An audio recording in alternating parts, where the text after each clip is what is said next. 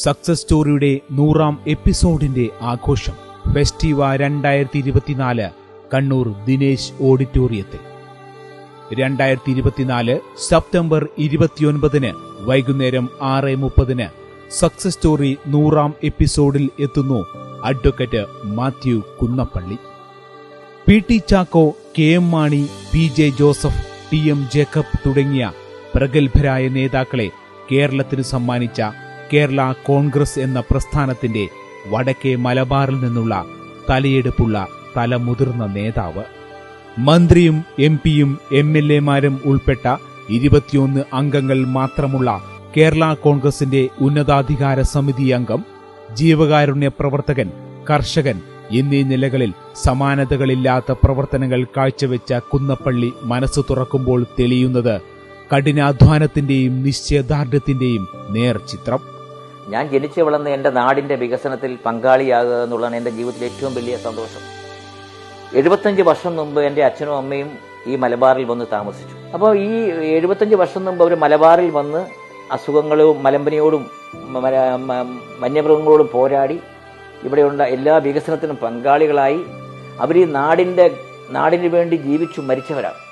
അപ്പൊ അവരുടെ ഗന്ധം ഉൾക്കൊള്ളുന്ന ഈ നാട്ടിൽ തന്നെ എന്റെ സ്ഥാപനം ഇരുന്നോട്ടെ നിയമിച്ചു എന്ന് മാത്രമേ ഉള്ളൂ.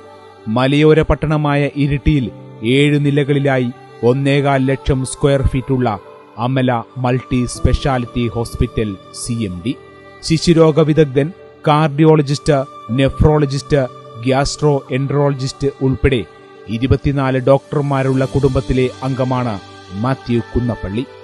40,000 കുഞ്ഞുങ്ങളെ ഏറ്റുവാങ്ങിയ പ്രമുഖ ഗൈനോക്കോളജിസ്റ്റ് ഡോക്ടർ അന്നമ്മയാണ് ഈ പൊതുപ്രവർത്തകന്റെ ജീവിത പങ്കാളി.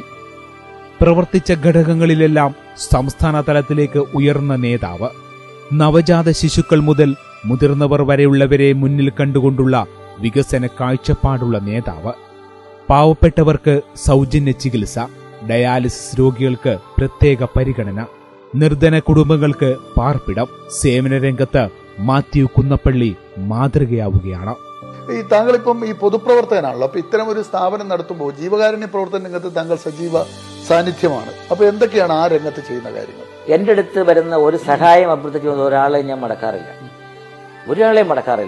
എന്നെ കൊണ്ട് പറ്റുന്ന സഹായം ഞാൻ ചെയ്യാറുണ്ട്. ക്യാൻസർ ബാധിച്ച് വരുന്നവർക്ക് ഒക്കെ ഞാൻ ഒരുപാട് സഹായം ചെയ്യാറുണ്ട്. അവർക്കൊക്കെ പ്രത്യേക എല്ലാ വർഷവും 2 വീട് വെച്ച് നൽകാൻ വേണ്ടി കഴിഞ്ഞ വർഷം തീരുമാനിച്ചു. ഈ ഹോസ്പിറ്റലിൽ തുടങ്ങിയിട്ട് 25 വർഷം പൂർത്തിയായ വർഷമായിരുന്നു കഴിഞ്ഞ വർഷം. അപ്പൊ ഞങ്ങളുടെ ഹോസ്പിറ്റൽ സ്റ്റാഫും ഡോക്ടർമാരും എല്ലാം കൂടെ തീരുമാനിച്ച് ഒരു എന്തെങ്കിലും ഒരു പദ്ധതി ആവിഷ്കരിക്കണം എന്ന് പറഞ്ഞുകൊണ്ട് ഞങ്ങൾ 2 വീട് ഒരു വർഷം എല്ലാ വർഷവും പണിയാൻ തീരുമാനിച്ചു. സക്സസ് സ്റ്റോറിയുടെ 100ാം എപ്പിസോഡിലൂടെ നമുക്ക് സഞ്ചരിക്കാം അഡ്വക്കേറ്റ് മാത്യു കുന്നപ്പള്ളിയോടൊപ്പം. കാണുക സക്സസ് സ്റ്റോറി.